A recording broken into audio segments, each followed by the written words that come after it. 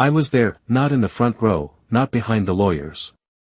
Just a quiet seat, halfway down the gallery, scribbling in a notepad no one ever reads. It was a small courtroom, nothing flashy. Beige walls. Buzzing lights. But that day, something happened in that room that no one could have predicted, especially not the man sitting at the defense table, Elon Musk, the world's favorite wildcard. The guy who shot a car into space, who tweets like he's texting a friend, who turns every headline into a cliffhanger. But on that day, he wasn't smiling. He was quiet. Focused. And not because he was nervous, but because this time, his idea was on trial, literally, the case. A lawsuit over a technology developed by one of Musk's newest ventures, a startup so experimental, even some of his own board members had called it untested. It involved a new kind of infrastructure for wireless energy transfer, not solar, not traditional batteries, something between sci-fi and science. A handful of competitors had filed injunctions, calling it reckless, destabilizing, even unethical. And now, the courtroom was full. Not with protesters or fans, but with reporters, pens ready, waiting for him to slip. The judge. An older man. Federal. Sharp. Experienced. Known for his wit and, sometimes, his impatience. He didn't hide his skepticism, and then it happened. Elon's lawyer had just finished presenting diagrams of the tech, complex, futuristic, honestly hard to follow, and as the final slide clicked into place, the judge leaned back, raised an eyebrow, and said one word, really. It wasn't a question. It was sarcasm. The room chuckled, and then he added, with a smirk that felt rehearsed, Mr. Musk, are you pitching a company or a comic book? Laughter, now real laughter. Even from the plaintiff's side. Elon looked up, not red. Not angry. Just still. He didn't respond. Didn't flinch. He didn't even look surprised. He just gave the judge a small, polite nod and sat back down, and that was it. No defense. No tweetstorm. No dramatic speech. The media didn't need more. Within an hour, headlines lit up. Judge laughs off Musk's latest fantasy. Elon Musk gets schooled in court. Another tech illusion shattered. By evening, the clips were viral. People weren't debating the tech, they were laughing at the moment. But Elon, he said nothing, not that day, not the next, not even when late-night shows turned it into a punchline. He just watched. Watched the noise rise, watched the public opinion shift, and then 4 days later, just as the internet was ready to move on, he posted a single message. No meme. No defense. No vengeance, just a link, and 3 words, let's see now. The link led to a public GitHub page, simple, clean, unbranded. No flashy graphics. Just lines and lines of code. Elon Musk had just open-sourced the entire architecture of his controversial wireless energy system. No patents. No licenses. No paywalls. Just, here. Take it. Build with it. Or try to break it. First, people didn't believe it. Engineers on Twitter said it was a stunt. Developers started poking around the repository, trying to find flaws. But then something strange happened. They didn't find flaws. They found answers. Elegant ones. Efficient. Months ahead of what any major company had released publicly. Quietly, researchers at MIT and Caltech started chiming in. This is real, one wrote. This changes everything.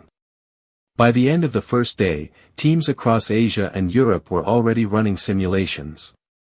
By the second day, a university lab in Denmark successfully transmitted a small charge wirelessly across a 12-meter span using Musk's code with almost no loss.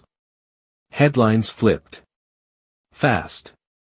The same outlets that mocked him on Monday were now racing to catch up. Elon's tech might be the real deal.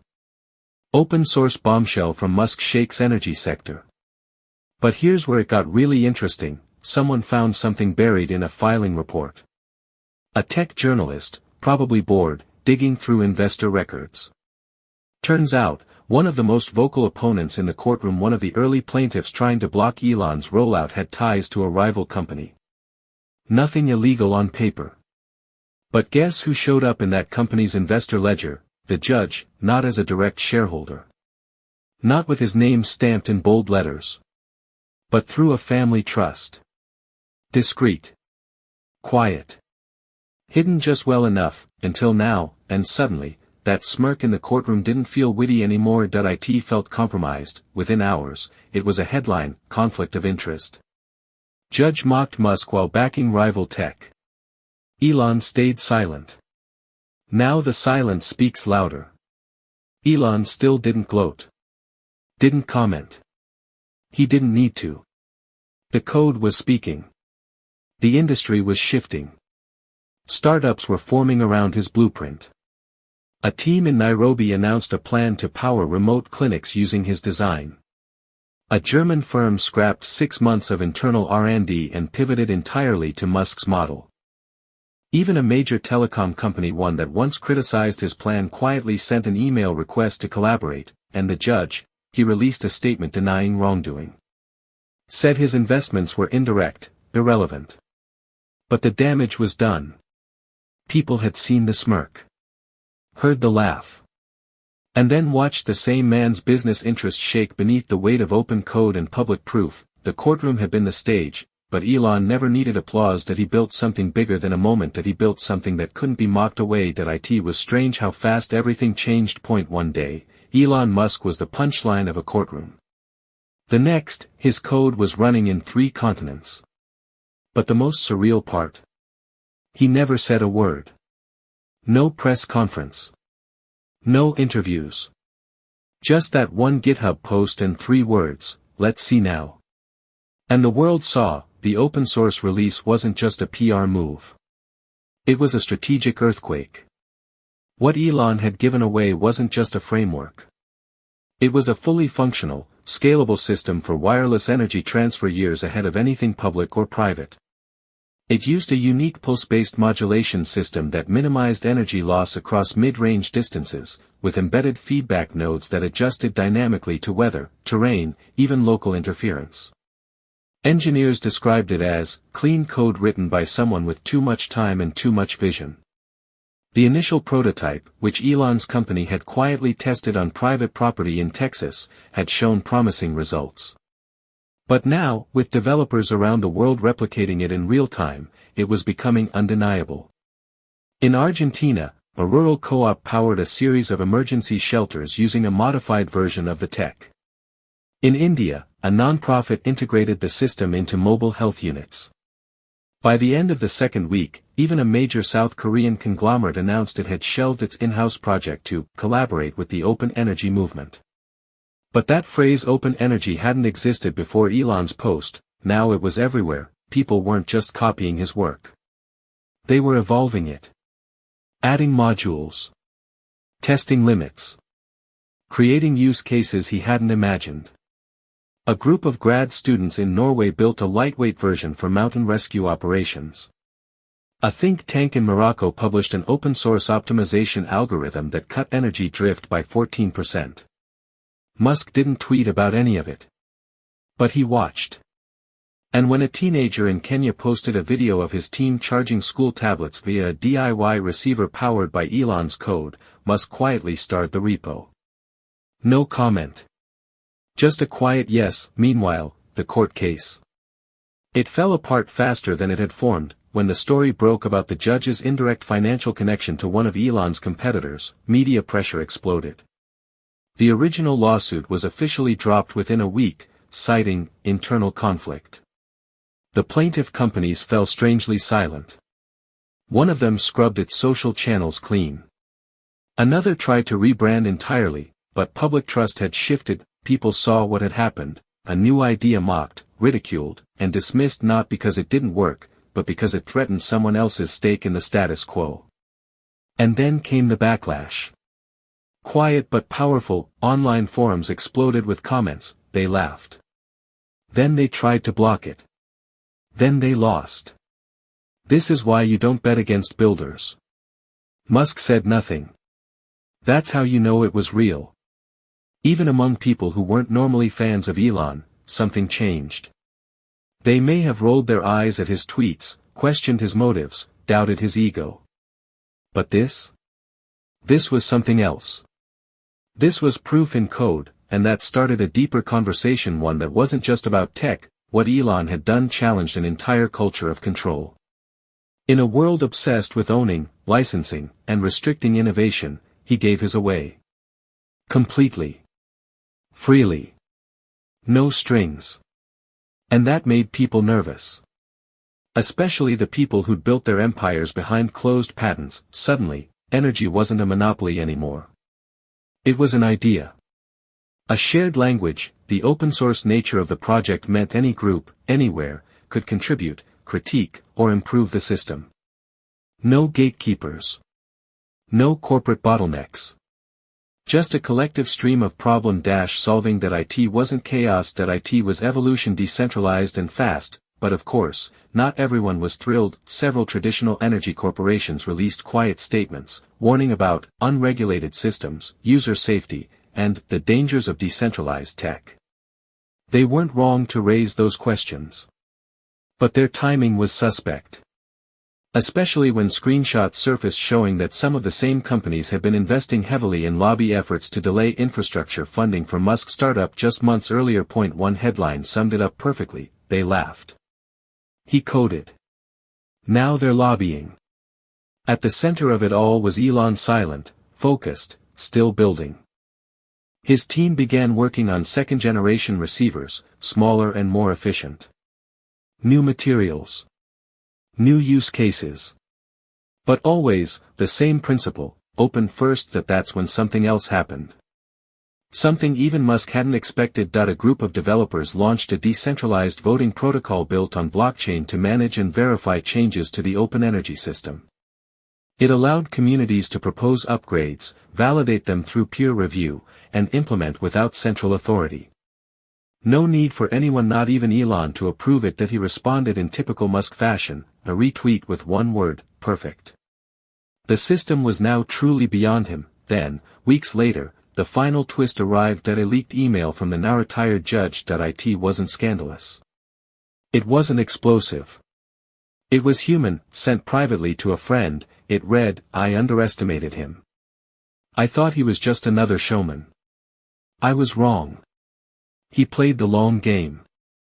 And I got caught trying to protect the old one." It wasn't an apology, but it was enough for the world to understand something deeper than headlines or courtroom drama. That day in court, when the judge had laughed, the world had laughed with him. But now, the silence was on their side, and in that silence, a new kind of energy was spreading, not wireless, not renewable, but transformational. By the time the dust settled, the technology wasn't just trending. It was everywhere, not in a flashy, futuristic way. No glowing towers, no overnight revolutions. But in the small things. The quiet ones.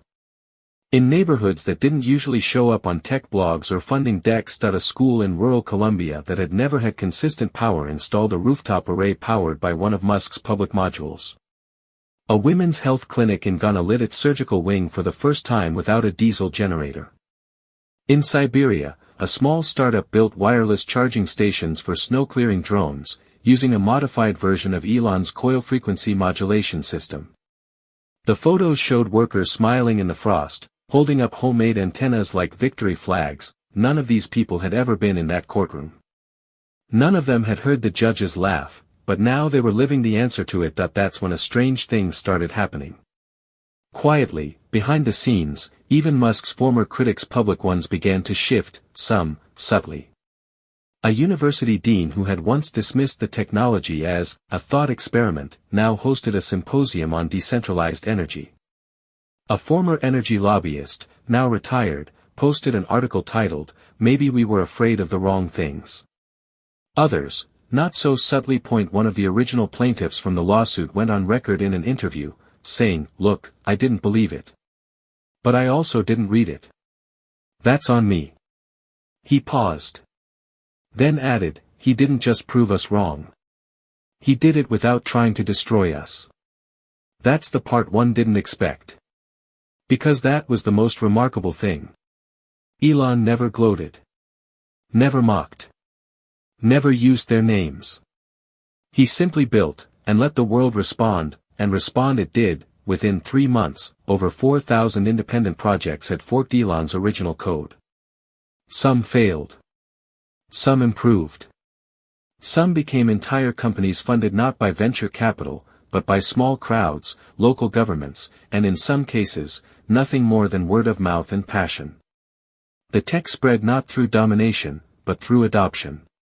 It didn't push its way in. It was invited. The movement even began to reshape the way people thought about ownership. About value, when one of Musk's longtime business advisors asked him, quietly, if he planned to license parts of the system for profit, Elon just shook his head. "You don't sell oxygen," he said. "You protect it." Of course, not everyone agreed that in a closed-door meeting leaked later, executives from 3 major energy conglomerates referred to the system as dangerous, chaotic, and PR poison. One email read, "If we can't control the source, we can't control the future."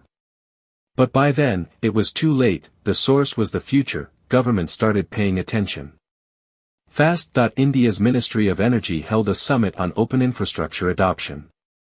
Brazil's environmental agency began pilot testing rural integration using Elon's tech to replace deforestation-linked power setups. Even in the US, where skepticism lingered longer, several state-level programs quietly began funding high school STEM teams to experiment with energy modularity prototypes based on Musk protocols. It wasn't just a technology. It was a new language, and Elon had made it free to speak. And then, something happened that no one expected. The judge requested a meeting, not with the press. Not with his colleagues.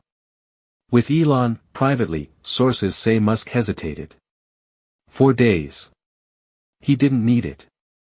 Didn't want validation. But eventually, he agreed. The meeting was short, under an hour, and no official notes were kept, but one thing did leak. As the judge stood to leave, he reportedly said, "If I'd known what I was laughing at, I might have asked to help instead." And Elon, without flinching, replied, "It's not too late." That was all. No handshake for the cameras. No PR spin, just 2 men who'd stood on opposite sides of a courtroom, now standing in the same room, looking at the same horizon. Weeks later, Musk tweeted a line that felt simple, but for those who knew the story, it was everything. The loudest rooms echo longest. But the work speaks forever. And by then, the work had already become legend. It had entered classrooms and college courses. Kids wrote essays about the day the code went live. Professors assigned it as a case study in ethics, resilience, and post-industrial disruption. Even documentary filmmakers began assembling timelines, not of the court battle, but of the ripple effect that followed. The code had reached Antarctica before it ever reached mainstream news. One journalist wrote, "What began as a courtroom insult became the blueprint for one of the most radical energy shifts in modern history." And all because someone chose to be quiet, until the work was ready to speak. There were no medals. No monuments. Elon didn't name a company after himself. He didn't trademark the code. He didn't even watermark it. What he did do, he updated the repository, weekly. Quietly. With new notes. With new tools. With ideas contributed by strangers in dozens of languages, and in every update, one thing remained the same: no signatures. No, created by. Just a version number, because by now, everyone knew who had written the first line. The months passed, and like all things in the news cycle, the noise faded. The courtroom drama was replaced by new headlines. New controversies. The media machine moved on. It always does. But something from that moment stuck, quietly embedded in the world like a hidden root. You could see it in strange places. On chalkboards in rural classrooms, where young kids drew circuits labeled Musk wave nodes. In shipping yards in the Philippines, where dock workers charged their equipment wirelessly through a cobbled-together rig powered by repurposed car batteries and Musk's code. In an unexpected policy briefing in Brussels, where a delegate simply said, "Why are we licensing tech that was already gifted?" The conversation had shifted. The language had changed. People stopped asking if it worked, they started asking how far it could go, and in the middle of that quiet change, Musk remained mostly silent. Not hiding, just not speaking. He kept posting the occasional GitHub update. Sometimes starred a developer's improvement. Sometimes added a comment, dry and technical. But never loud. Never public. As if he understood something most people didn't, that when the work speaks clearly, the voice behind it doesn't have to. Once, during a panel about open innovation, someone from the audience asked a professor, "How do you know a movement is real?" The professor smiled and replied, "When its founder can walk away, and the momentum keeps growing." And Elon did walk away not from the work, but from the spotlight around it. That he stopped attending energy conferences. Declined awards. Skipped interviews. It confused some people. Frustrated others. But those who were building with his system understood. He wasn't ghosting the world.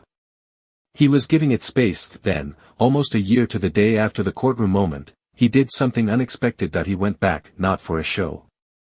Not even for a speech. He was in the city for something else entirely. But as he walked past that beige courthouse, the one where the laughter had echoed and public faith had almost cracked, he stopped, just stood there. Same building. Same steps. Just, less heavy now. A group of law students passed by, laughing about finals. One of them looked up, paused, and nudged the others. "Wait. Is that?" But Elon didn't wait to be recognized. He just gave a short wave and sat. On the steps. Alone. For 5 minutes. Maybe less. Long enough to let the silence sink in. That he wasn't thinking about revenge. Or vindication. That he was thinking about momentum. A young woman passed by. She was holding a folder, earbuds in, clearly rushing somewhere. But then she doubled back. "Sorry, are you?" He smiled gently. "Yeah. Sort of." She blinked. "I'm building wireless relays for refugee shelters. You're open code, it's how we started." He looked up. "How's it going?" She laughed, almost embarrassed. "Messy. But real." He nodded. "That's how you know it's working." She hesitated, then added, "I remember the video. The one from the courtroom." Everyone laughed. I felt bad. "You didn't say anything." He shrugged. "Didn't need to." She looked at him for a moment, not like a fan. More like someone looking at a person who had done something hard without being loud about it. Then she said, quietly, "Thank you for not giving up." Elon didn't reply. Just gave a soft nod. That was enough. Later that evening, he posted something new on the same GitHub page. It wasn't a technical update. Not a changelog, just a small blog entry. It read, "I used to think impact came from disruption. From shaking things until people had no choice but to notice. And maybe that worked for a while. But real change, the kind that spreads quietly and stays, that comes from letting go of credit. We measure progress by how loud the world gets.